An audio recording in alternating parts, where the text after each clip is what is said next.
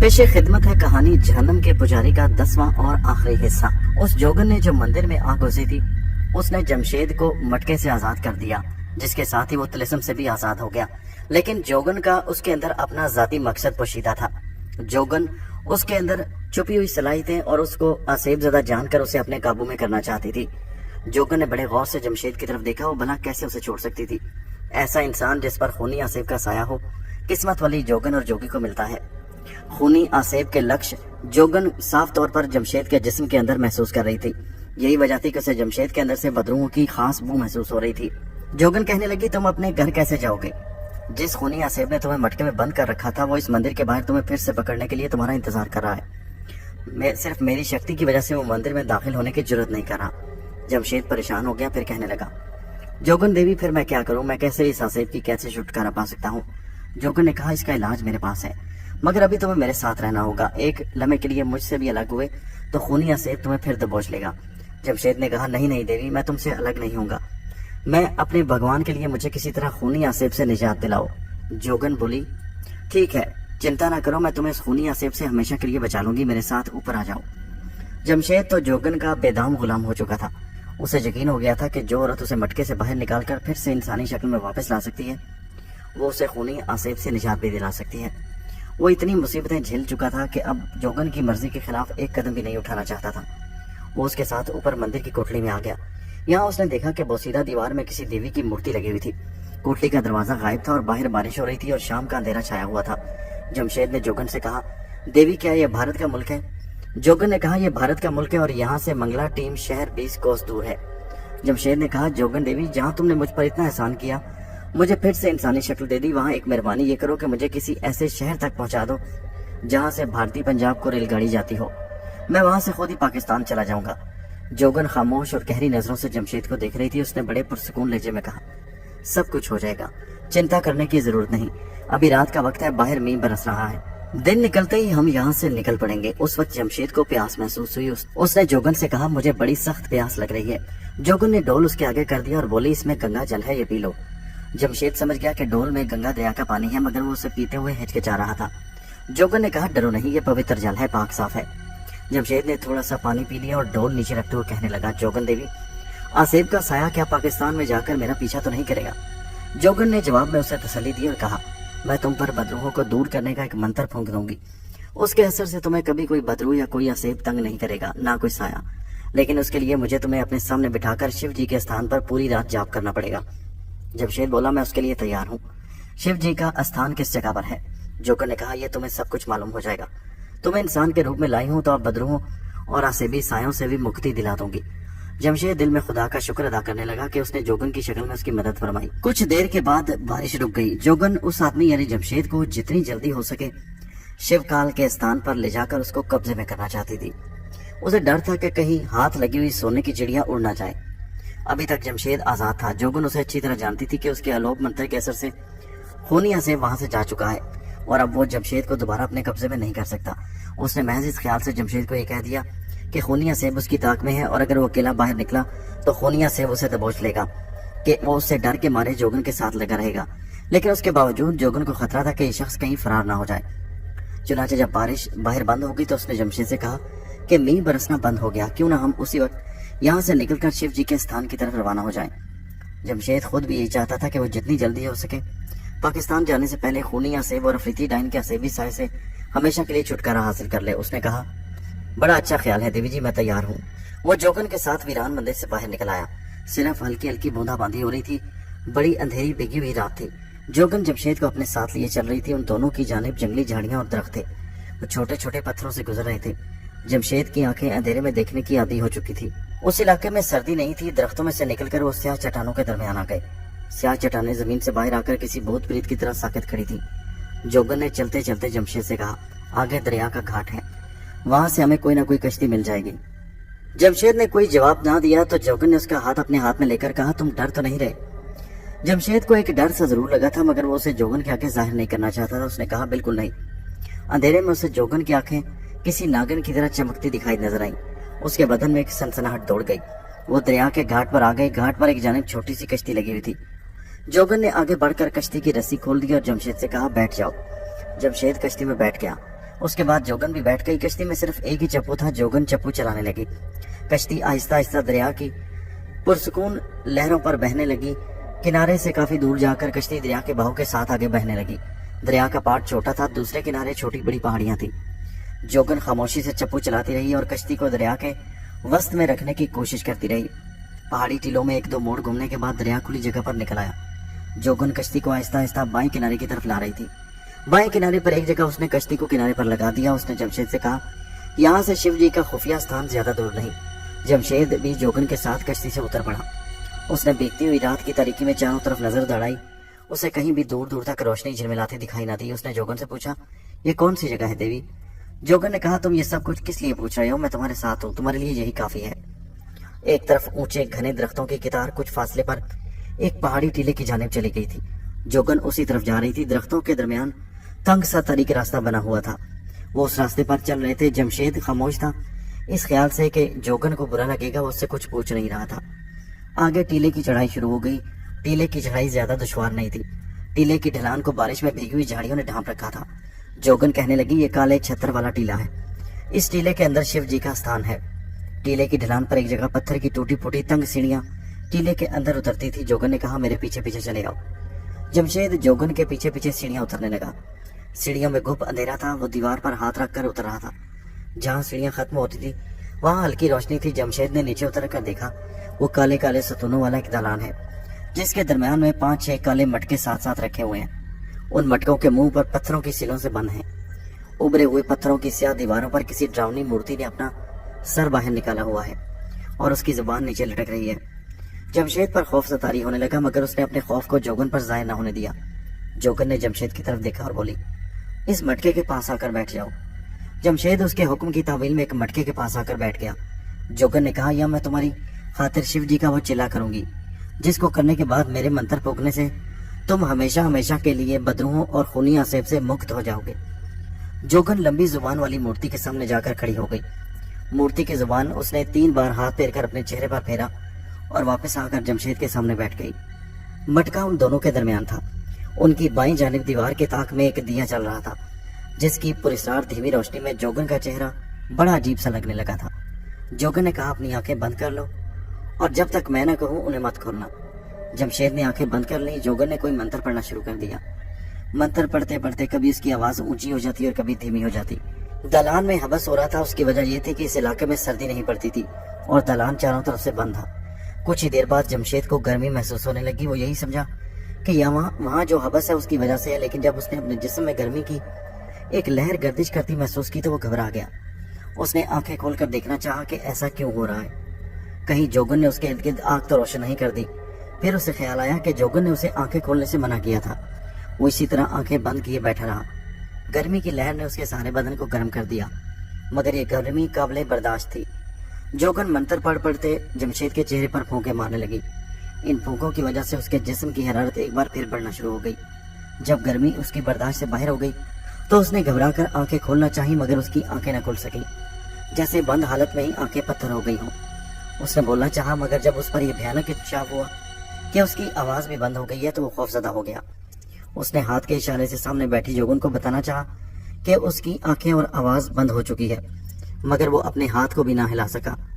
اسی لمحے جوگن نے منتروں کا جاپ بند کر دیا اور جمشید کو مخاطب کر کے کہا، اب نہ تمہاری آنکھیں کھلیں گی نہ تم بول سکو گے، میں نے تمہیں ساکت کر دیا ہے، تم میرے قبضے میں ہو۔ اس وقت جمشید پر یہ ہولناک راز کھلا کہ یہ جوگن کوئی شیطانی بدرو تھی جس نے اپنے کسی شیطانی مقصد کو پورا کرنے کے لیے اسے اپنے منتروں کے طلسم میں جکڑ لیا۔ جمشید کا دل اندر ہی اندر مایوسی کے اندھیروں میں ڈوب گیا۔ وہ سوائے خدا کے حضور دعا مانگنے کے اور کچھ نہیں کر سکتا تھا۔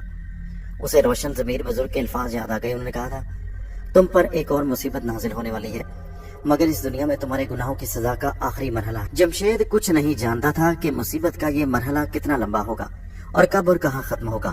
اس نے اسے اپنی قسمت کا لکھا سمجھ کر قبول کر لیا اور پتھر کا بت بنا اپنی جگہ پر بیٹھا رہا۔ وہ چاہتا بھی تو اسے اپنے جسم کو حرکت نہیں دے سکتا تھا۔ جوگن نے ڈول میں سے گنگا جل کا چلو بھرا، اس پر کوئی منتر پڑھ کر پھونکا اور پانی جمشید کے چہرے پر زور سے پھینک دیا۔ جیسے ہی جمشید کے چہرے پر پانی کا چھینٹا پڑا وہ غائب ہو گیا۔ جوگن نے جھک کر دیکھا، جہاں تھوڑی دیر پہلے جمشید بیٹھا ہوا تھا وہاں ایک چھوٹا کالا سانپ بالکل بے حس و حرکت پڑا تھا۔ जोगन ने अपने सर के ऊपर खुले बालों का जूड़ा बनाया और सांप को उठाकर जूड़े के अंदर अच्छी तरह से जकड़ कर छुपा दिया। वो जानती थी कि सांप ने उसके अलोप मंत्रों के जबरदस्त तिलिस्म के असर में है और जरा सी भी हरकत करने के काबिल नहीं। जोगन ने लंबी जुबान वाली ड्रावनी मूर्ति को माथा टेका और गंगा जल का डोल हाथ में लेकर शिव स्थान के गार से बाहर आ गई। बाहर टीले की ढलान पर भीगी हुई रात की तारीकी छाई हुई थी। जोगन पहाड़ी की ढलान से उतरकर दरिया की तरफ चल पड़ी। दरिया पर घाट के करीब उसकी कश्ती एक किनारे से लगी हुई थी। वो कश्ती में सवार हो गई और कश्ती दरिया के बहाव की लहरों पर चल पड़ी। जमशेद काले सांप की शक्ल में जोगन के बालों के जूड़े में जकड़ा हुआ था, मगर उसका जिस्म बेहिस्सो हरकत था। सिर्फ उसका जहन जाग रहा था और वो देख भी सकता था। उसकी आंखों के आगे जूड़े के बाल थे, मगर उनके दरमियान से वो देख सकता था। उसे चप्पू चलाने की आवाज भी सुनाई दे रही थी। उसने अंदाजा लगाया कि जोगन उसे सांप के रूप में बदलने के बाद कश्ती में सवार होकर किसी तरफ ले जा रही है। कुछ दूर जाकर दरिया में से एक छोटी नदी निकलकर दाएं जानिब जंगल में चली गई। जोगन ने कश्ती दरिया में से निकालकर नदी में डाल दी। वो भीगी हुई रात की तारीकी में कश्ती चला रही थी। जोगन ने जमशेद को अपने कब्जे में कर लिया था और उसे महसूस हो रहा था कि उसके अंदर वो शक्ति, वो ताकत आ चुकी है जिसने उसे अमर बना दिया है और उसके अकीदे के मुताबिक वो मौत की गिरफ्त से निकल गई है। लेकिन 3 लोग के अवतारों की सबसे बड़ी पुजारन और देवी बनने के लिए अभी उसे एक और चिल्ला करना था। उसी मकसद को लेकर वो जमशेद को अपने साथ ले जा रही थी। जहाँ नदी जंगल में एक मोड़ घूम जाती थी, वहां आकर जोगन कश्ती किनारे से लगाकर उतर पड़ी और जंगल में चलने लगी। ये जंगल इतना घना था कि दरख्तों की शाखें एक दूसरे से उलझी हुई थी। जोगन इन दरख्तों के नीचे झुककर झाड़ियों के दरमियान से गुजर रही थी। वो एक बहुत बड़े दरख्त के करीब आकर रुक गई। उसने गर्दन मोड़कर पहले अपने दाएं फिर बाएं देखा। दरख्त का तना इतना बड़ा था कि उसकी बेशुमार जड़ें जमीन से बाहर निकली हुई थी। दरख्त के तने के अंदर जमीन से लगा हुआ एक तंग ढलानी सुरंग नमा रास्ता अंदर चला गया था। जोगन उस सुरंग जैसे रास्ते से उतरकर दरख्त की जड़ों के नीचे आ गई। यहाँ गोलाई नमा खुली जगह थी। दरख्त की सतूनों जैसी जड़ें जमीन से निकलकर ऊपर दरख्त के तनों तक चली गई थी।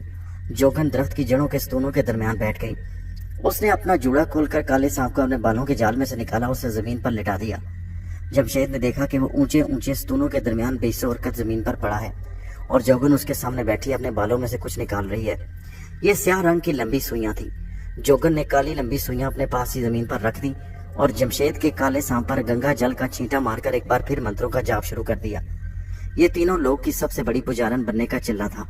जमशेद सांप की शक्ल में उसके आगे जमीन पर पड़ा था और छोटी छोटी सांप की आंखों से उसे देख रहा था। उसने जोगन को अपने बालों में से लंबी नोकीली सुइयां निकालते देख लिया।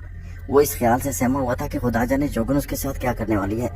इतना इल्म उसे हो चुका था कि वो जोगन की कैद में है और जोगन अपना कोई मकसद हासिल करने के वास्ते उसके साथ कोई भयानक सलूक करने वाली है। अब वो उसकी दुश्मन थी और जमशेद को उससे नेकी और हमदर्दी की तवक्को नहीं थी। जोगन ऊंची आवाज में मंत्रों का जाप कर रही थी। फिर मंत्र पढ़ते पढ़ते उसने जमीन पर से एक लंबी नोकीली सुई उठाई और जमशेद के देखते देखते काले सांप की गर्दन में इतनी जोर से दाखिल की कि सुई जमशेद सांप की गर्दन में से आर पार होकर आधी जमीन में उतर गई। जमशेद को ऐसे लगा जैसे किसी ने उसकी गर्दन को अचानक दबोच लिया, लेकिन 1-2 सेकंड के बाद उसका ये एहसास खत्म हो गया। जोगन ने एक बार फिर मंत्र पढ़ते पढ़ते दूसरी नोकीली सुई उठाई और उसे भी जमशेद के सांप जैसे जिस्म में आर पार उतार कर उसे जमीन में गाड़ दिया। इसी तरह मंत्रों की जाप के साथ जोगन ने सारी लंबी नोकीली सुइयां जमशेद के सांप के जिस्म में गाड़ दी। अब काले सांप की हालत ऐसी थी कि जैसे उसे कील ठोंक ठोंक कर जमीन में गाड़ दिया गया हो। जमशेद का जिस्म पहले भी कोई हरकत नहीं कर सकता, अब तो अगर होश में भी आ जाता तो हरकत नहीं कर सकता था। उसे लंबी नोकीली सुइयों के साथ जमीन में ठोंक दिया गया। वो इसी हालत में पड़ा जोगन को देख रहा था। जोगन ने उसके गिर्द 7 चक्कर लगाए और आहिस्ता आहिस्ता कदम उठाती दरख्त के अंदर से बाहर चली गई। जमशेद सांप की शक्ल में जमीन में गड़ा रहम तलब निगाहों से ऊपर दरख्त के तने के अंदर से निकली हुई जड़ों के सतूनों को तकने लगा। वो पूरी तरह से जोगन के जाल में फंस चुका था और उसकी रिहाई की कोई सूरत दिखाई न देती थी। रात गुजर गई। दरख्त के तने के शिगाब में से दिन की रोशनी अंदर आने लगी। बाहर दिन निकल आया। शाम तक दिन की रोशनी अंदर आती रही। सूरज गुरूब होने के बाद रोशनी मांद पड़ने लगी। फिर रात का अंधेरा छा गया। दूसरी रात आ गई। जमशेद उसी बेबसी के आलम में उस जमीन में गड़ा दरख्त की जड़ों को देखता रहा। खुदा जाने रात कितनी गुजर चुकी थी कि उसने दरख्त के शिगाब के बाहर किसी के कदमों की आहट सुनी। उसने अपनी छोटी छोटी सांप की सुर्ख आंखों से शिगाब की तरफ देखा।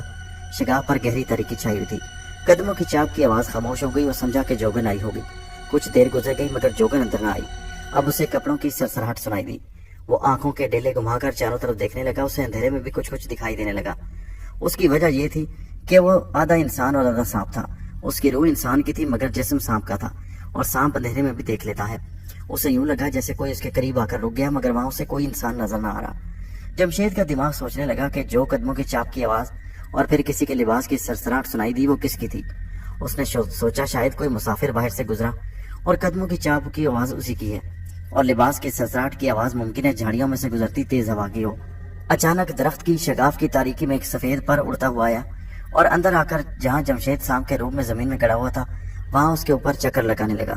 جمشید اسے حیرانی سے دیکھنے لگا. پہلے تو جمشید نے اسے بھی باہر چلتی تیز ہوا کا کرشمہ سمجھا کہ تیز ہوا کسی پرندے کے سفید پر کو اڑا کر اندر لے آئی اور وہ ہوا میں اس کے اوپر چکر لگا رہا. لیکن جب سفید پر جمشید کے سام کے سر کے عین اوپر آ کر ہوا میں رک گیا اور وہاں سے نہ وہ کسی طرف اڑ رہا تھا اور نہ نیچے گر رہا تھا تو جمشید کچھ چونکا اور بڑے غور سے سفید پر کو دیکھنے لگا. اب سفید پر آہستہ آہستہ نیچے آنے لگا. یہ سفید پرندے کا چھوٹا سا پر تھا. نیچے آ کر وہ جمشید کے سام کے سر کے اوپر آ کر ٹیک گیا. جمشید کو ایک خوشگوار سی کیفیت کا احساس ہوا. اس کے ذہن پر سکون چھانے لگا. جیسے جیسے سفید پر اس کے جسم کے ساتھ لگ کر آہستہ آہستہ اس کے سانپ کے جسم پر پھر رہا تھا، جمشید کے جسم میں جان پڑتی جا رہی تھی. 3 بار جمشید کے جسم پر پھرنے کے بعد سفید پر اوپر کو بلند ہوا اور اس کے اوپر 3 چکر لگانے کے بعد درخت کے تنے کے شگاف میں سے باہر اڑ گیا. جمشید کا جسم اب پتھر کی طرح بحث نہیں رہا تھا. اس میں جان پڑ چکی تھی اور اپنے جسم کو حرکت دے سکتا تھا، ہلا جلا سکتا تھا. اس نے اپنے جسم کو 2-3 بار ہلایا تو عین اسی وقت جوگن شگاف میں سے اندر آ گئی. اب اس کے ہاتھ میں گنگا جل والا ڈول نہیں تھا بلکہ ایک چھوٹی کلاڑی تھی جس کے پھل کی تیز دھار اندھیرے میں چمک رہی تھی.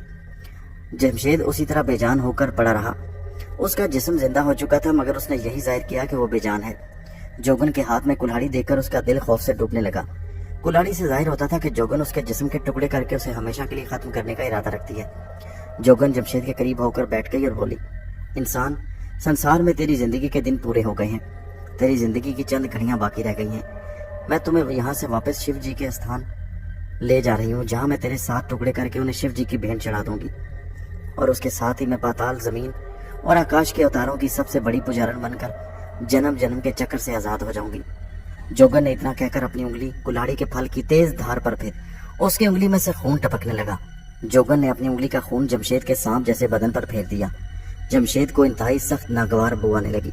نہ جانے کیوں جمشید کے دل میں خیال یقین بن کر بیٹھ گیا کہ یہ جوگن اس کا کچھ نہیں بگاڑ سکے گی اور قدرت ضرور اس کی مدد کرے گی. اگرچہ زندہ بچنے کی کوئی صورت نظر نہیں آتی تھی. جوگن کی انگلی کے خون نے جمشید کے سانپ والے جسم کو ایک بار پھر سن کر دیا. اس نے 1-2 بار اپنے جسم کو ہلانے کی کوشش کی مگر وہ اس میں کامیاب نہ ہو سکا. جوگن ایک ایک کر کے اس کے جسم میں دھسی ہوئی لمبی سوئیوں کو نکالنے لگی. جب ساری سوئیاں جمشید کے جسم سے نکل گئیں تو ایک بار پھر اس نے اپنے جسم کو حرکت میں لا کر وہاں سے فرار ہونے کی کوشش کی مگر اس کا جسم بالکل نہیں ہل رہا تھا. جوگن نے اسے اپنے لمبے بالوں میں لپیٹ کر بالوں کا جوڑا اپنے سر کے اوپر کر کے باندھ لیا. جمشید سانپ کی شکل میں اس کے جوڑے میں پھنس چکا تھا. جوگن کلاڑی ہاتھ میں لے کر اٹھی اور رات کی تاریکی میں درخت کے تنے کے اندر سے نکل کر جنگل کی جانب چل پڑی. اس کا رخ دریا کی طرف تھا. وہ جنگلی درختوں کے درمیان تنگ راستے سے گزر رہی تھی. درخت کی کھو سے نکلنے اور باہر کی فضا میں آنے کے بعد جمشید نے اپنے بدن میں ہلکی سی گرماہٹ محسوس. یہ گرمائش اس کے سارے بدن میں سرایت کر گئی. اب وہ اپنے جسم کو تھوڑی حرکت دے سکتا تھا. جوگن درختوں کے درمیان چل رہی تھی. جمشید اپنی پوری قوت ارادی کا زور لگا کر جوگن کے بالوں کے جوڑے سے آدھا باہر نکل آیا. اب اس میں مزید باہر نکلنے کی سکت نہیں رہی تھی. وہ چاہتا تھا کہ جوڑے میں سے پورا باہر نکل کر اندھیرے میں ایک طرف چھلانگ لگا کر جنگل میں غائب ہو جائے مگر وہ صرف اپنا آدھا دڑ ہی باہر نکال سکتا تھا. چلتے ہوئے جوگن کا جوڑا اس کے سر کے ساتھ آہستہ آہستہ ہل رہا تھا. جمشید کو ہلکے ہلکے دھچکے لگ رہے تھے. وہ اپنے نچلے دھڑ کو بھی باہر نکالنے کی کوشش کرنے لگا جو جوڑے کے بالوں میں پھنسا ہوا تھا مگر وہ اس میں کامیاب نہیں ہو رہا تھا. اس وقت جوگن نیچے کو جھکی ہوئی شاخوں والے درختوں میں سے گزر رہی تھی. کبھی کسی درخت کی شاخ اس کے سر سے ٹکرا جاتی تھی. قدرت کو جو منظور ہو وہ ہو کر رہتا ہے. اب ایسا ہوا کہ ایک درخت کی شاخ کچھ اس طرح سے جوگن کے جوڑے سے ٹکرائی کہ جمشید کا باہر کو نکلا ہوا جسم شاخ میں الجھ گیا اور جوگن کے آگے بڑھتے ہی جمشید کے سانپ والے جسم کو درخت کی شاخ نے جوڑے میں سے نکال کر اوپر اٹھا لیا. وہ شاخ میں الجھا ہوا رہ گیا اور جوگن آگے نکل گئی. اسے پتہ ہی نہ چل سکا کہ جمشید کا سانپ والا جسم اس کے جوڑے سے الگ ہو کر درخت کی شاخ کے ساتھ لپیٹ کر رہ گیا ہے. جمشید اسی طرح درخت کی شاخ سے چمٹا رہا. اسے ڈر تھا کہ ذرا آگے جا کر جوگن کو ضرور معلوم ہو جائے گا کہ اس کا شکار اس کے جوڑے سے نکل چکا ہے اور وہ واپس آ کر اسے درخت کی شاخ سے اتار کر دوبارہ اپنے قبضے میں کر لے گی. اب جمشید کا نچلا دھڑ بھی کام کرنے لگا. وہ کسی طرح وہاں سے دور نکل جانا چاہتا تھا. اس نے اپنے آپ کو درخت کی شاخ سے نیچے گرا دیا. زمین پر گرتے ہی جمشید نے ایک طرف کو رینگنا شروع کر دیا. اگرچہ اس کے رینگنے کی رفتار بہت سست تھی مگر وہ رکنے کے بجائے رینگتا چلا گیا اور کچھ ہی دیر بعد درختوں والے تنگ راستے سے وہ دور نکل گیا. وہ جوگن کی شکتی دیکھ چکا تھا. اسے سب سے بڑی پریشانی یہ تھی کہ وہ انسان کے بجائے سانپ کا روپ دھار چکا تھا. جس کی وجہ سے اسے سخت گھبراہٹ ہو رہی تھی۔ اسے سفید پر کا خیال آیا جس نے اسے جوگن کی قید سے آزاد کرایا تھا۔ ضرور یہ سفید پر قدرت نے اس کی مدد کے لیے بھیجا تھا۔ کاش وہ سفید پر اسے سام کے جسم سے بھی نجات دلا دیتا۔ یہی سوچتے سوچتے وہ جھاڑیوں میں آہستہ آہستہ رینگتا چلا جا رہا تھا۔ اسی طرح وہ رینگتے رینگتے ندی کے کنارے پہنچ گیا۔ یہ وہی ندی تھی جہاں جوگن اسے اپنے ساتھ لے کر آئی تھی۔ وہاں کچھ دیر رک کر وہ سوچنے لگا کیا کرے۔ آخر اس نے ندی پار کرنے کا فیصلہ کر لیا اور ندی میں اتر گیا۔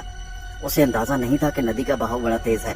جیسے ہی وہ ندی میں اترا، پانی کا تیز ریلا اسے آگے کی طرف لے گیا۔ اس نے تیر کر دوسری طرف جانے کی بہت کوشش کی کہ دوسرے کنارے پر پہنچ جاؤں، مگر پانی کا تیز بہاؤ اسے آگے ہی آگے لیے جا رہا تھا۔ وہ اپنے سانپ والے جسم کو زیادہ حرکت بھی نہیں دے سکتا تھا۔ ندی کا بہاؤ اسے دیکھتے ہی دیکھتے کہیں کا کہیں لے گیا۔ ایک جگہ ندی موڑ مڑتی تھی۔ جمشید ندی کے بہاؤ کے ساتھ ہی موڑ مڑنے لگا تو پانی کے تیز ریلے نے اسے دوسرے کنارے کے جھاڑیوں کے قریب پھینک دیا۔ اس نے فوراً جھاڑیوں کے گرد اپنے جسم کو لپیٹ لیا۔ کچھ دیر وہ اسی طرح پڑا رہا۔ وہ آدھا پانی میں ڈوبا ہوا تھا۔ آخر اس نے ہمت کر کے ایک جھاڑی کو چھوڑ کر دوسری جھاڑی کی شاخوں کو پکڑ لیا۔ یہ جھاڑی خشک کنارے پر تھی۔ وہاں سے وہ رینگتا ہوا ندی سے باہر آ گیا۔ ندی کے دوسرے کنارے پر بھی گھنا جنگل تھا۔ بھیگی ہوئی رات کی تاریکی میں اسے دھندلا دھندلا دکھائی دے رہا تھا، جتنا ایک سانپ کو اندھیرے میں دکھائی دیتا ہے۔ اندھیرے میں اسے ایک جانب درختوں میں ایک بارہ دری سی نظر آئی۔ وہ اسی طرف چلنے لگا۔ بارہ دری کے قریب آ کر وہ ٹھہر گیا۔ اس نے دیکھا کہ بارہ دری ایک طرف کو جھکی ہوئی تھی۔ یہ کسی پرانی تاریخی بارہ دری کا کھنڈر لگتا تھا۔ اچانک اسے کسی سپیرے کے بین بجانے کی آواز سنائی دی۔ وہ ایک جھاڑی میں چھپا بین کی آواز سننے لگا۔ بین کی آواز قریب ہوتی جا رہی تھی۔ اسے خطرے کا احساس ہوا کہ کہیں یہ سپیرا اسے پکڑ نہ لے۔ وہ جلدی سے جھاڑی میں سے نکل کر دوسری طرف نکلنے لگا، مگر وہ زیادہ تیز نہیں رینگ سکتا تھا۔ بین کی آواز اس کے اور قریب ہوتی جا رہی تھی۔ جیسے بین کی آواز اس کا پیچھا کر رہی تھی، جیسے ہی وہ ایک جھاڑی میں سے نکل کر تھوڑی سی کھلی جگہ پر آیا تو سپیرے نے اسے دیکھ لیا۔ یہ سپیرا منگلا ٹیم کے شیش ناگ کے مندر کا سپیرا تھا۔ وہ رات کے وقت دریا پار کر کے شیش ناگ کے مندر کی طرف جا رہا تھا کہ اچانک جنگل میں اس نے ایک عجیب و غریب بو محسوس کی۔ اس بو میں سانپ اور انسان کی ملی جلی بو تھی۔ سانپوں کے سالہ سال کے تجربے نے اسے بتا دیا کہ یہ اس سانپ کی بو ہے جو آدمی کا روپ بھی دھار سکتا ہے۔ ایسا سانپ کسی قسمت والے سپیرے کو ملتا ہے۔ سپیرے نے اس وقت بین نکالی اور اسے بجاتے اس طرف چلنے لگا جس طرف سے اسے سانپ کی بو آ رہی تھی۔ جمشید سانپ کے روپ میں جھاڑیوں سے نکل کر آہستہ آہستہ ایک طرف جا رہا تھا کہ سپیرا اس کے سر پر پہنچ گیا۔ سپیرے نے سانپ کو دیکھ لیا تھا۔ اس نے جھپٹ کر جمشید سانپ کی گردن پکڑ لی اور اسے ناک کے قریب لا کر سونگا۔ اس میں سے کسی انسان کی بو آ رہی تھی۔ سپیرے نے جلدی سے سانپ کو پٹاری میں بند کیا اور تیز تیز قدموں سے شیش ناگ کے مندر کی طرف روانہ ہو گیا۔ اس دوران میں جوگن کشتی کا چپو چلاتی دریا میں چلی جا رہی تھی۔ اچانک اسے اپنے قبضے میں کیے ہوئے جمشید والے سانپ کا خیال آیا۔ اس نے چپو چھوڑ کر اپنے جوڑے میں ہاتھ ڈالا تو معلوم ہوا کہ اس کے جوڑے میں سانپ نہیں۔ جوگن نے جلدی سے جوڑا کھول دیا اور اپنے کھلے بالوں میں سانپ کو تلاش کرنے لگی، مگر سانپ کہیں بھی نہیں تھا۔ جوگن پریشان ہو کر اسی وقت کشتی کو کنارے پر لے آئی اور کشتی سے اتر کر سانپ کی تلاش میں جس طرف سے آئی تھی اسی طرف جنگل میں چل پڑی۔ اسے کسی جگہ سے بھی جمشید سانپ کی بو نہیں آ رہی تھی۔ وہ درخت کے کھو میں آ گئی۔ جمشید سانپ وہاں بھی نہیں تھا۔ وہ سمجھ گئی کہ اس کا شکار اس کے ہاتھ سے نکل گیا ہے۔ وہ غضبناک ہو کر شیو جی کے استھان کی طرف چلنے لگی کہ استھان کی دیوار میں لگی ہوئی کلش دیوی کی مورتی سے آگاہی حاصل کرے کہ سانپ کہاں چلا گیا۔ جوگن کی ساری تپسیا، ساری محنت ضائع ہو گئی اور یہ اسے کبھی گوارا نہیں تھا۔ وہ ہر حالت میں جمشید کو تلاش کر کے اسے دوبارہ قبضے میں کرنا چاہتی تھی۔ شیو کا استھان وہاں سے زیادہ دور نہیں تھا۔ وہاں پہنچ کر جوگن ٹیلے کے اندر سیاہ ستونوں والے دلان میں آ گئی جہاں کلش دیوی کی مورتی تھی۔ منوس مورتی کی لال زبان نیچے کو لٹک رہی تھی۔ جوگن نے جاتے ہی ماتھا ٹیکا اور بولی، دیوی وہ انسان میرے ہاتھ سے نکل گیا جس کی وجہ سے مجھے امر ہو کر جنم جنم کے چکر سے ہمیشہ کے لیے آزاد ہونا تھا۔ میری مدد کر اور مجھے بتا کہ یہ انسان اس وقت کہاں ہے۔ جوگن نے آنکھیں بند کر لی اور ہاتھ باندھ کر کھڑی ہو گئی۔ اسے جیسے کلش مورتی کی آواز سنائی دی، مورتی نے کہا، منگلا ٹیم شہر کی طرف جاؤ۔ اس کے بعد آواز خاموش ہو گئی۔ جوگن کو جمشید کا سراغ مل گیا۔ اس نے آگے بڑھ کر کلش دیوی کی مورتی کی لٹکتی ہوئی زبان پر ہاتھ رکھ کر اپنے چہرے پر پھیرا اور جلدی جلدی وہاں سے نکل کر منگلا ٹیم شہر کا رخ کیا۔ جوگن بڑی شکتی والی عورت تھی، لیکن ابھی اس کے پاس اتنی طاقت نہیں آئی تھی کہ الوک منتر کے اثر سے وہ جمشید کو سانپ کے روپ میں پہچان ضرور سکتی تھی اور اسے اس کے اندر چھپے ہوئے خونی آسیب کے سائے کی بو بھی محسوس ہو سکتی تھی۔ منگلا ٹیم شہر پہنچنے کے لیے جوگن کو دریا میں 10 کوس کا سفر طے کر کے ایک قصبے کے ریلوے اسٹیشن سے گاڑی پکڑنی تھی۔ وہ تیز تیز قدموں سے جنگل میں سے گزرتی دریا کے گھاٹ پر آئی اور اپنی کشتی میں بیٹھ کر کشتی کو دریا کے بہاؤ پر ڈالا اور تیز تیز چپو چلانے شروع کر دیے۔ لیکن سفر کافی لمبا تھا۔ دریا میں سفر کرتے کرتے رات ڈھل گئی اور دن کی روشنی پھیل گئی۔ دریا میں 10 کوس کا سفر طے کرنے کے بعد وہ اس قصبے میں آ گئی جہاں سے اسے ریل گاڑی پکڑنی تھی۔ وہ قصبے کے ریلوے اسٹیشن پر آ کر ریل گاڑی کا انتظار کرنے لگی۔ ریل آئی تو اس میں سوار ہو کر منگلا ٹیم شہر کی طرف روانہ ہو گئی۔ دن نکلتے نکلتے سویرا بھی منگلا ٹیم شہر پہنچ گیا۔ वो सीधा शहर के सबसे पुराने शीशनाग मंदिर में आ गया। उस मंदिर में सांपों की पूजा होती थी और शीशनाग सांप का बहुत बड़ा बुत रखा हुआ था। मंदिर का पुजारी सपेरे को जानता था। उस वक्त मंदिर का पुजारी मुंह अंधेरे की पूजा पाठ से फारिग होकर अपनी कोठरी के बाहर चारपाई पर बैठा हुआ था कि सपेरा आ गया।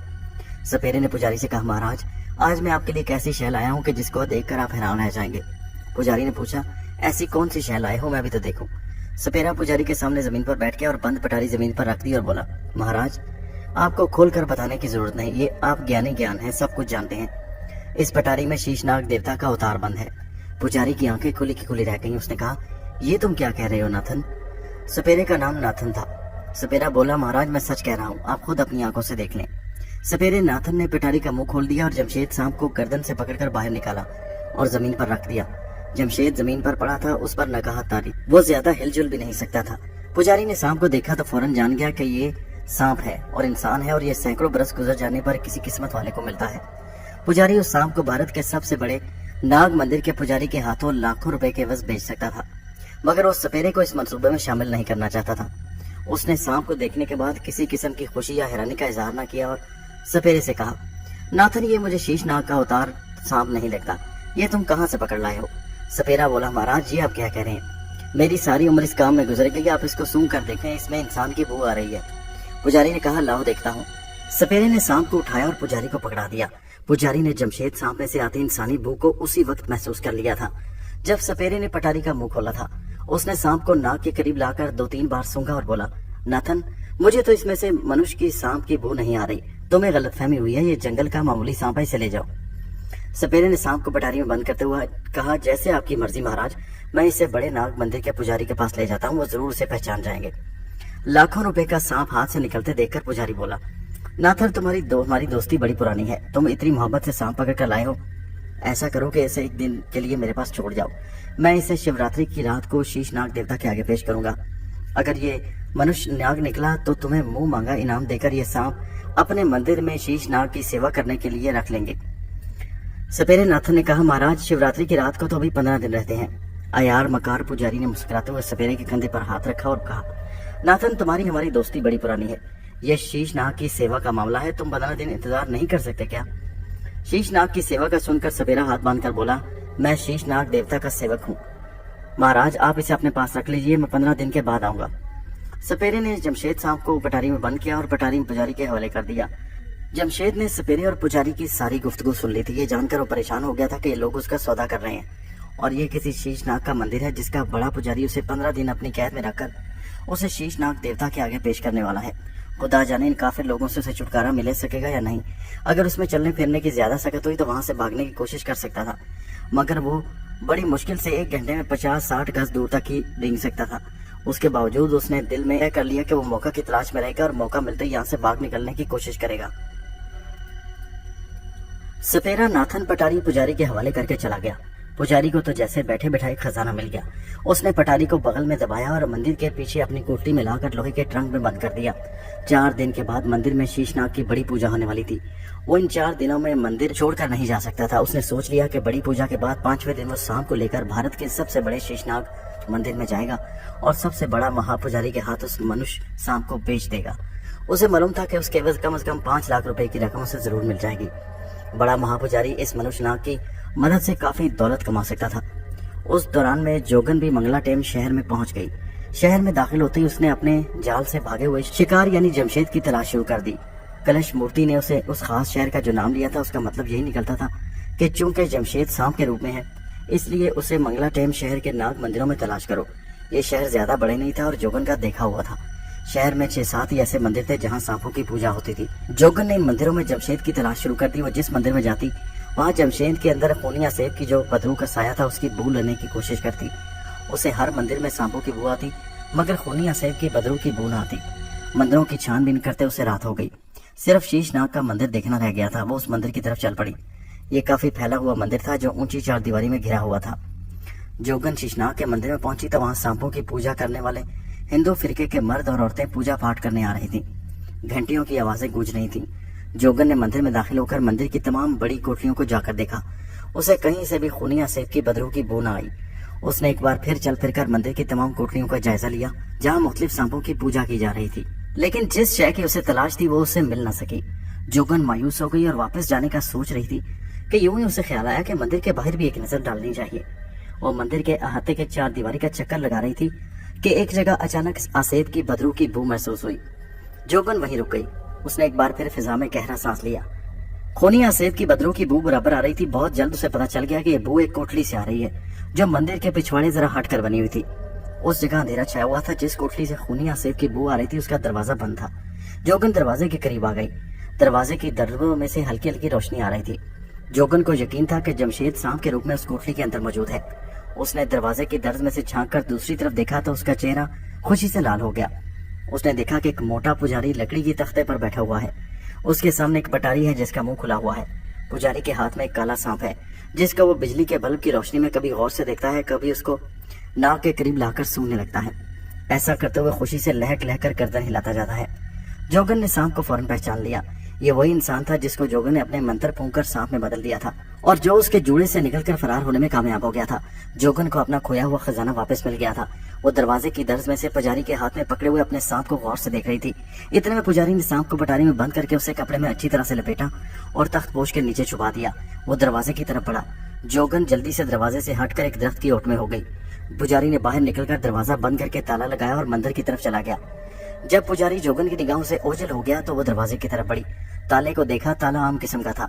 जोगन के पास ताले को खोलने का कोई मंत्र नहीं था, लेकिन वो उसे किसी पत्थर की जरब से तोड़ सकती थी। थोड़ी सी तलाश के बाद उसे एक ईंट मिल गई। उसने ईंट को जोर से ताले के ऊपर मारा तो ताला खुल गया। उसने दरवाजा खोलकर कोठली में से जल्दी से तख्त पोश के नीचे से सांप की पटारी उठाई, कोठली से बाहर निकली और मंदिर के पिछले दरवाजे से गुजरकर दरख्तों की तरफ चलने लगी। वहां अंधेरा था। जोगन तेज तेज कदमों से चलती शहर से बाहर निकल गई। एक जगह उसने पटारी को खोल कर देखा। सांप अंदर मौजूद था। जमशेद ने भी जोगन को देख लिया। समझ गया कि जोगन आखिर उसका ताकुब करते करते उसको हासिल करने में कामयाब हो गई और अब वो उसे जिंदा नहीं छोड़ेगी। लेकिन जोगन शिव भगवान का 3 रातों का चिल्ला पूरा करने से पहले जमशेद को मार नहीं सकती थी। ये उसकी मजबूरी थी। उसे हर हालत में 3 रातें जमशेद को जिंदा रखना था और उसे अपने काबू में रखना था। उसने पटारी का मुंह अच्छी तरह बंद कर दिया और ये फैसला किया कि वो चिल्ले की 3 रातों के दौरान सांप की पटारी को अपने सामने रखेगी और उसे अपने से जुदा नहीं करेगी। उसे अंदेशा था कि जमशेद के अंदर खूनी आसेब का साया उसे जोगन से छीन कर ले जाना चाहता है। जोगन ने वहीं से अपना रास्ता बदला और रेलवे स्टेशन की तरफ चल पड़ी, जहाँ से गाड़ी पकड़कर उसे जंगल में जाना था, जहाँ वो 3 रातों का चिल्ला पूरा करने वाली थी। ये जंगल मंगला टेम शहर से आगे 2 स्टेशन छोड़कर आता था। वो चलते चलते रेलवे लाइन पर आ गई। दूर से उसे मंगला टेम के स्टेशन की रोशनियां नजर आईं। वो रेलवे लाइन की ऊंची पटड़ी पर लाइन के साथ साथ जा रही थी। सांप की पटारी उसने बगल में दबाई हुई थी। जमशेद सांप के रूप में पटारी में बंद था और ये सोच सोचकर परेशान हो रहा था कि जोगन अब उसे जिंदा नहीं छोड़ेगी। अब ऐसा हुआ कि जमशेद का जिस्म अपने आप गर्म होना शुरू हो गया, साथ ही उसके जिस्म में हरकत करने की ताकत पैदा हो गई। वो पटारी के अंदर ही चक्कर लगाने लगा। जोगन ने भी चलते चलते महसूस किया कि पटारी के अंदर सांप हरकत करने लगा है। चंद कदम चलने के बाद पटारी अपने आप इस तरह हिलने लगी जैसे उसके गिरफ्त से निकल जाना चाहती हो। उसने पटारी को दोनों हाथों से मजबूती से पकड़ लिया और वहीं बैठ गई। पटारी के अंदर सांप जैसे उछल उछल कर बाहर आने की कोशिश कर रहा था। जोगन को खतरा पैदा हो गया कि खूनी आसेब की बदरू बेदार हो गई। उसने बैठे बैठे एक तिलिस्मी मंत्र पढ़ना शुरू कर दिया। ये मंत्र हर जानदार शय को पत्थर बना देता। मंत्र पढ़कर जैसे ही जोगन ने पटारी पर फूंका, एक जोरदार फनकार के साथ पटारी का ढकना खुलकर दूर जा गिरा और उसमें से सांप उछलकर बाहर निकला और जोगन के सामने फन खोलकर फनकारने लगा।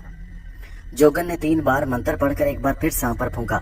मंत्र के फूंकते ही सांप जमशेद की शक्ल में जाहिर हो गया। जमशेद की आंखें सुर्ख थीं, बाल बिखरे हुए थे, चेहरे से वहशत बरस रही थी।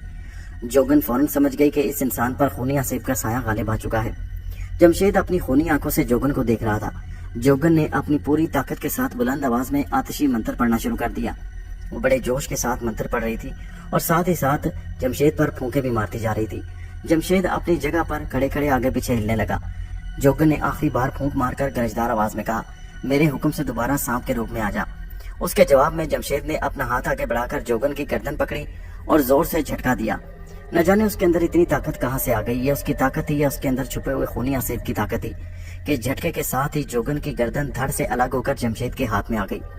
जोगन का बगैर सर के धड़ नीचे गिरा और तड़पने लगा और फिर बेजान हो गया। जमशेद ने शदीद गजब के आलम में जोगन के सर को रेलवे लाइन के पार फेंक दिया और खुद उस तरफ चलने लगा जिस तरफ मंगला टेम रेलवे स्टेशन की रोशनियां झिलमिला रही थी। जमशेद की सुर्ख आंखें बिल्कुल सामने देख रही थी। वो ऐसे चल रहा था जैसे किसी ने उसे चाबी दे रखी हो। उसका लिबास वही था जिसे पहनकर वो घर से निकला था, यानी पुरानी जैकेट, पतलून और पुराने बूट। पिछली रात के अंधेरे में वो रेलवे लाइन के साथ चला जा रहा था। स्टेशन की रोशनियां करीब होती जा रही थी। उस वक्त स्टेशन पर कहीं कहीं कोई मुसाफिर नजर आ रहा था। प्लेटफॉर्म पर कुछ मुसाफिर अपने अपने सामान के पास बैठे ट्रेन का इंतजार कर रहे थे। जमशेद की ज़हनी ये हालत थी कि जैसे उसे किसी ने नीम मधोशी का इंजेक्शन लगा दिया हो। माजी की यादें धुंध की लहरों में कभी डूब रही थी, कभी उभर रही थी। गुजरे हुए जमाने की एक लहर आई और दूसरे लम्हे गायब हो जाती। ये ऐसी हालत थी जैसे वो अपने माजी को भूल चुका हो। चलते चलते किसी वक्त उसके जिस्म में गर्मी की एक लहर उठती और उसके सारे बदन में गर्दिश करती, उसके सांस के साथ बाहर निकल जाती। एक पल के लिए उसे एहसास हुआ कि वो खुद नहीं चल रहा, कोई उसे चला रहा है। लेकिन फौरन ही वो एहसास को भी भूल गया। वो प्लेटफॉर्म पर आकर एक बेंच पर बैठ गया। इतना उसे याद था कि उसको ऐसी गाड़ी में सवार होना है जो शुमाल की तरफ जा रही हो, यानी उस तरफ जिस तरफ भारतीय पंजाब है। उसने स्टेशन का नाम मंगला टैम लिखा हुआ भी पढ़ लिया। वो एक बुत की तरह बेंच पर बैठा अपनी सुर्ख आंखों से बिल्कुल सामने देख रहा था, जहां दूसरे प्लेटफॉर्म पर एक गाड़ी आकर रुकी थी।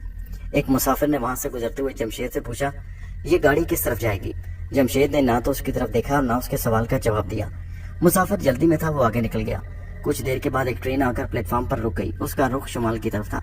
जमशेद ने एक डब्बे के ऊपर नागपुर दिल्ली लिखा हुआ भी पढ़ लिया। ये गाड़ी दिल्ली जा रही थी। वो बेंच से उठा और एक डिब्बे में आकर बैठ गया। डिब्बे में कुछ दूसरे मुसाफिर भी थे, अक्सर सो रहे थे। जमशेद खिड़की के पास बैठा बाहर दूसरे प्लेटफॉर्म को देख रहा था। फिर ट्रेन चल पड़ी। जमशेद इसी तरह बैठा बाहर देखता रहा।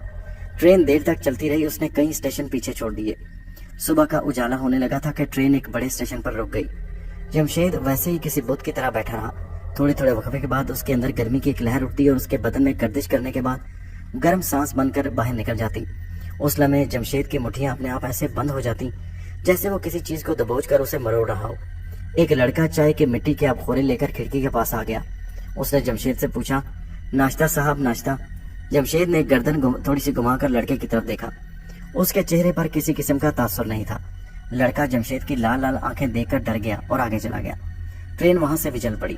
ट्रेन एक और स्टेशन पर रुकी तो एक टिकट चेकर डिब्बे में आ गया। वो मुसाफिरों के टिकट चेक करने लगा। ट्रेन चल पड़ी। टिकट चेक करते करते वो जमशेद के पास आ गया। टिकट चेकर के हाथ में सिर्फ पेंसिल थी जिसमें से वो टिकट पर निशान लगा रहा था। उसने मामूल के मुताबिक जमशेद से टिकट मांगा। टिकट दिखाएं। जमशेद ने जैसे कुछ सुना ही नहीं, वो खिड़की से बाहर देखता रहा। टिकट चेकर जरा ऊंची आवाज में बोला, टिकट दिखाएं। जमशेद ने गर्दन मोड़कर टिकट चेकर की तरफ देखा। जुबान से कुछ न बोला। उसकी लाल लाल आंखें देखकर टिकट चेकर यही समझा कि उस आदमी ने कोई नशा कर रखा है। उसने फिर एक जोरदार आवाज में जमशेद से टिकट मांगा और जब जमशेद ने ना टिकट दिखाया और ना अपनी आंखें उसके चेहरे से हटाई तो टिकट चेकर ने जमशेद के बाजू को झंझोड़ते हुए कहा, मैं तुमसे बात कर रहा हूँ। जमशेद के हलक से एक अजीब सी गुर्राहट की गैर इंसानी आवाज निकली और उसने टिकट चेकर की कलाई पकड़ ली। टिकट चेकर को यूं लगा जैसे उसकी कलाई लोहे के किसी शिकंजे में फंस गई हो। जमशेद की गिरफ्त में फौलाद की सख्ती थी। जमशेद ने टिकट चेकर को हल्का सा झटका दिया। टिकट चेकर का अंदर से इंजर पिंजर हिल गया। जमशेद ने उसकी कलाई छोड़ दी और टिकट चेकर खौफजदा होकर अपनी कलाई को मसलता हुआ वहां से आगे चल दिया। ट्रेन सारा दिन सारी रात चलती रही। दूसरे दिन सूरज गुरूब होने के वक्त दिल्ली पहुंची। इस दौरान न जमशेद ने आंख झपकी, न उसने कुछ खाया पिया। उसे न भूख लगी न प्यास महसूस हो रही थी। वो ट्रेन से उतरकर मुख्तलिफ प्लेटफॉर्मों पर चलने फिरने लगा। एक प्लेटफॉर्म पर एक ट्रेन खड़ी थी जिसके डिब्बे के ऊपर हिंदी और अंग्रेजी में अमृतसर लिखा हुआ था। जमशेद को इतना याद था कि उसे अमृतसर जाना है और वहां से सरहद पार करके अपने वतन पाकिस्तान पहुंचना है। वो इस डिब्बे में बैठ गया। शाम का अंधेरा रात के अंधेरे में घुल मिल गया। दिल्ली के स्टेशन पर हर तरफ रोशनियां थी, हर तरफ मुसाफिर थे, मगर जमशेद उन सबसे बेनियाज डिब्बे में खामोश बैठा टिकटिकी बांधे देख रहा था। वो कुछ भी नहीं सोच रहा था। ट्रेन चल पड़ी। सारी रात ट्रेन चलती रही। रास्ते में कोई टिकट चेकर उसके डिब्बे में न आया।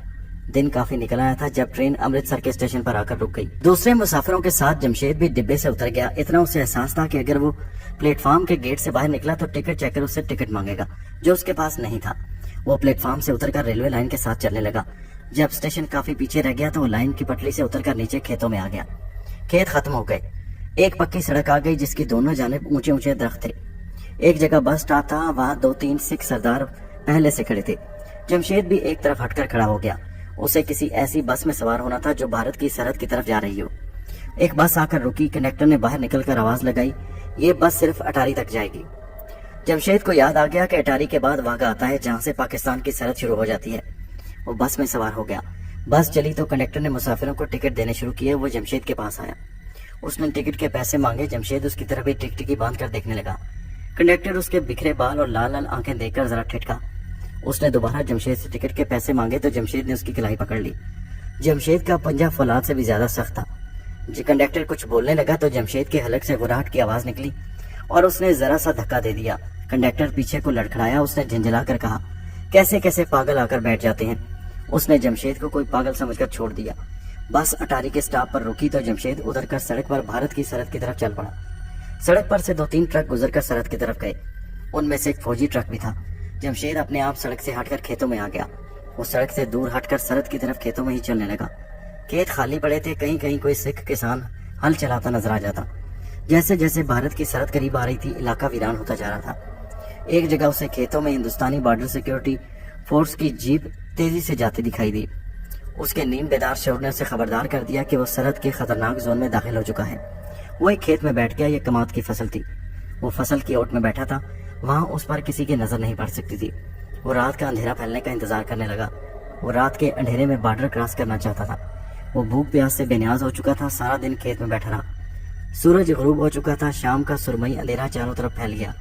وہ اٹھ کر چلنے لگا۔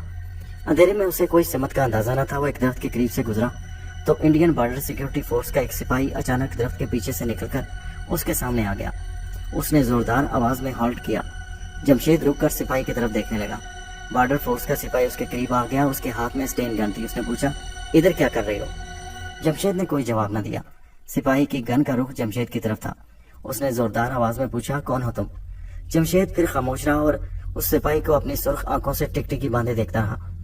بھارتی سیکیورٹی فورس کے سپاہی نے آگے بڑھ کر اسٹین گن کی نالی جمشید کے سینے کے ساتھ لگا دی اور بولا، میرے آگے آگے چلو، بھاگنے کی کوشش کی تو گولی مار دوں گا۔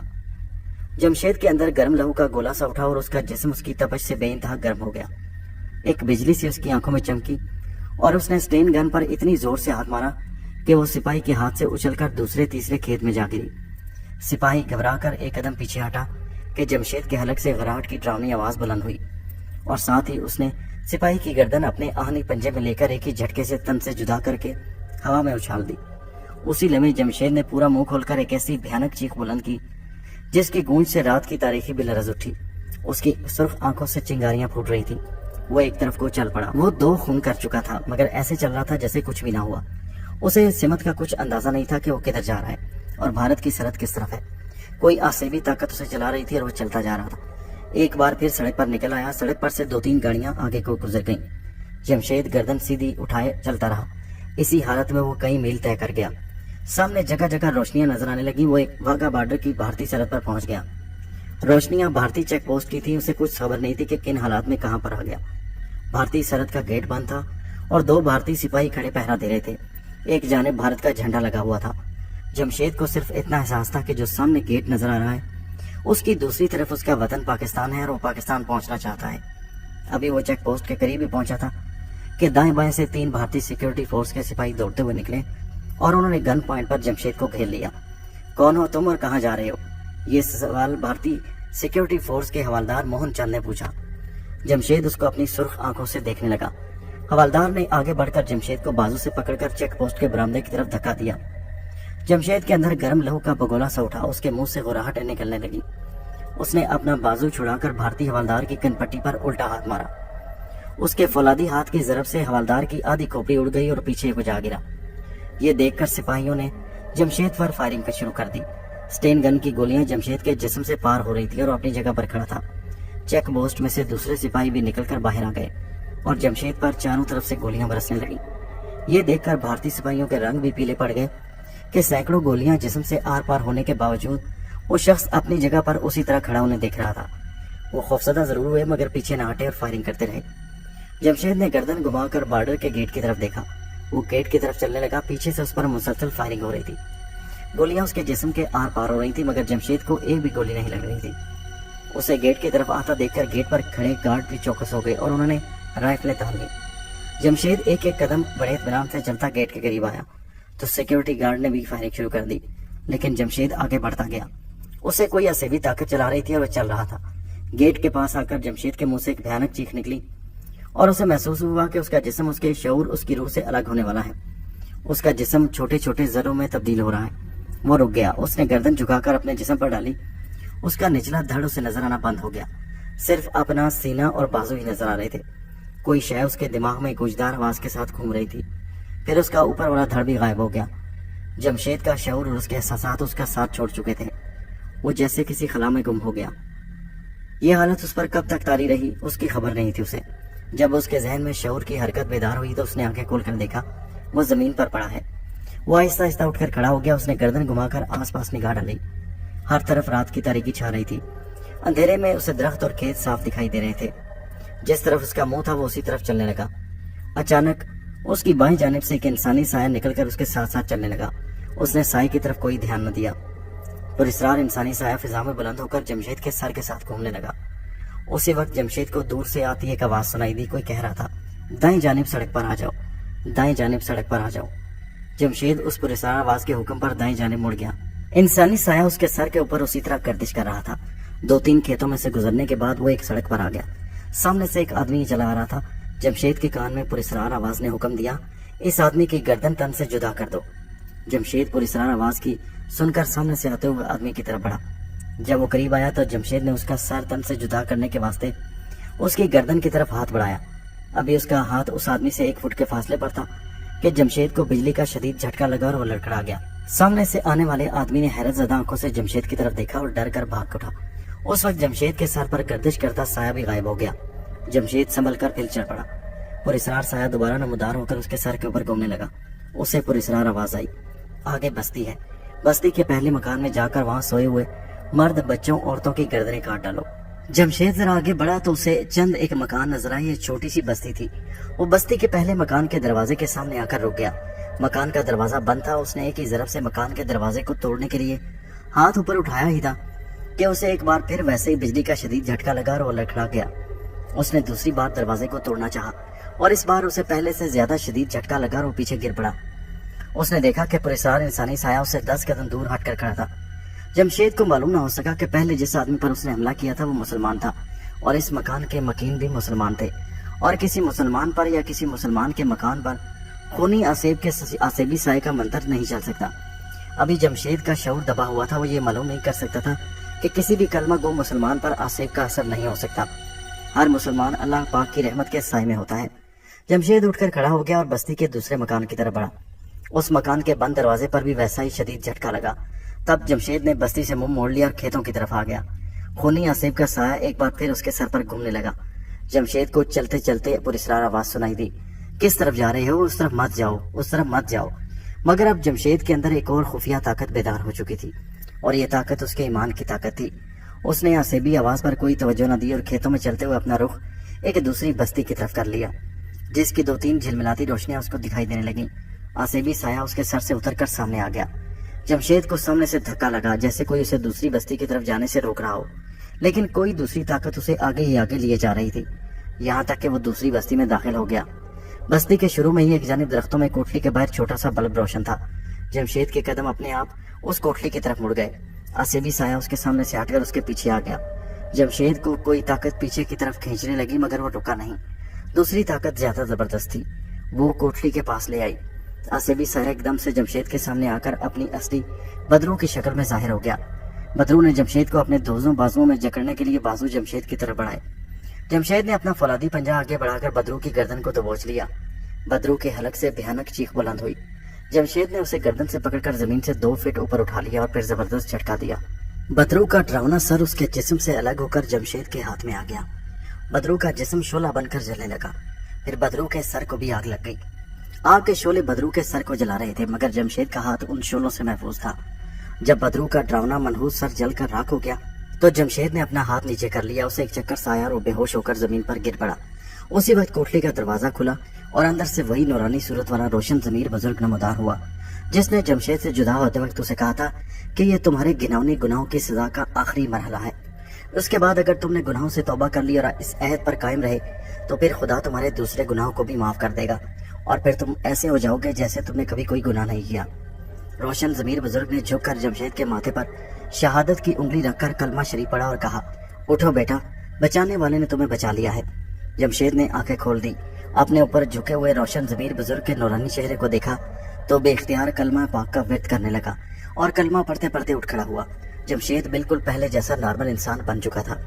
اس کے دل و دماغ پر وہی نورانی کیفیات طاری ہو گئی جو اس وقت طاری ہوئی جب اس نے روشن ضمیر بزرگ کے ہاتھ پر اسلام قبول کیا تھا اور جادو ٹونا اور آتش پرستی سے توبہ کر لی تھی۔ بزرگ نے جمشید کا بازو تھاما اور اسے کوٹلی میں لے گئے۔ کوٹلی میں روشنی ہی روشنی تھی کوٹلی کی فضا خوشبوؤں سے مہک رہی تھی۔ زمین پر سادہ سی دری بچھی ہوئی تھی۔ بزرگ نے جمشید کو دری پر اپنے سامنے بٹھا لیا اور فرمایا، بیٹا، تمہارے بعض سنگین گناہوں کی سزا کا آخری مرحلہ بھی کٹ گیا ہے۔ تم خوش نصیب ہو کہ تمہیں تمہارے گنونے گناہوں کی سزا دنیا میں ہی مل گئی۔ آج سے تم اگر سچے دل سے عہد کرو کہ آئندہ سے تم کوئی گناہ نہیں کرو گے اور نیک پاک اور بلند کردار والے صاحب ایمان مسلمان کی زندگی بسر کرو گے اور اللہ کے احکامات کی پابندی کرو گے تو اللہ تعالیٰ غفور الرحیم ہے، وہ تمہارے دوسرے چھوٹے گناہوں کو معاف کر دے گا۔ جمشید پر رکت طاری تھی، اس کی آنکھوں میں آنسو تھے، اس کے ہونٹ خشیت الہی سے کب کب آ رہے تھے۔ اس نے رکت بھرے آواز میں کہا، میں خدا کے حضور سچے دل سے عہد کرتا ہوں کہ آج کے بعد کبھی کوئی گناہ نہیں کروں گا۔ اسلام نے جن چیزوں سے روکا ہے میں ان کے قریب بھی نہیں جاؤں گا، کسی برے خیال کو دل میں نہیں آنے دوں گا، اپنے وطن پاکستان سے محبت کروں گا اور ہمیشہ اللہ پاک اور نبی پاک صلی اللہ علیہ وآلہ وسلم کے دکھائے ہوئے سچے راستوں پر چلوں گا۔ روشن ضمیر بزرگ نے فرمایا، اگر تم اس عہد پر قائم رہے تو یاد رکھو تم پر اللہ تعالیٰ کی رحمتیں نازل ہوں گی، کوئی شیطانی طاقت تمہارا بال بھی بیکار نہیں کر سکے گی۔ خدا تمہیں اپنی حفاظت میں رکھے جس طرح وہ مومنوں کو ہمیشہ اپنی حفاظت میں رکھتا ہے۔ تمہاری روح دنیا میں گناہوں کے بوجھ سے آزاد ہو جائے گی، اور جب تم اس عالم فانی سے رخصت ہوگے اور تمہارا جسد خاکی قبر میں اتارا جائے گا تو تمہاری قبر روشن ہو جائے گی اور تم پر جنت کے دروازے کھل جائیں گے۔ جمشید روشن ضمیر بزرگ کی ایمان افروز باتیں سن رہا تھا اور اس کی آنکھوں سے آنسو جاری تھے۔ بزرگ اٹھ کھڑے ہوئے، انہوں نے جمشید کا ہاتھ تھام کر اٹھایا اور فرمایا، جاؤ اور اپنے بلند کردار اور نیک اعمال سے خطہ پاک کی فضاؤں میں اسلام کی روشنی پھیلاؤ، خدا تمہارا نگہبان ہو۔ جمشید نے بزرگ کے ہاتھوں کو چوم لیا اور کوٹلی سے باہر نکل آیا۔ اس کا دل ایمان کے زور سے جگمگا رہا تھا، اسے اپنا جسم صبح کی لطیف ہوا کی طرح ہلکا پھلکا محسوس ہو رہا تھا۔ آسمان پر سحر کا نور پھیل رہا تھا۔ اسی وقت ایک قریبی مسجد سے صبح کی اذان کی آواز بلند ہوئی۔ جمشید کے قدم کلمہ پاک کا ورد کرتے ہوئے بے اختیار مسجد کی طرف بڑھنے لگے۔ دوستو، کہانی آپ کو کیسی لگی نیچے کمنٹ میں ضرور بتائیے گا۔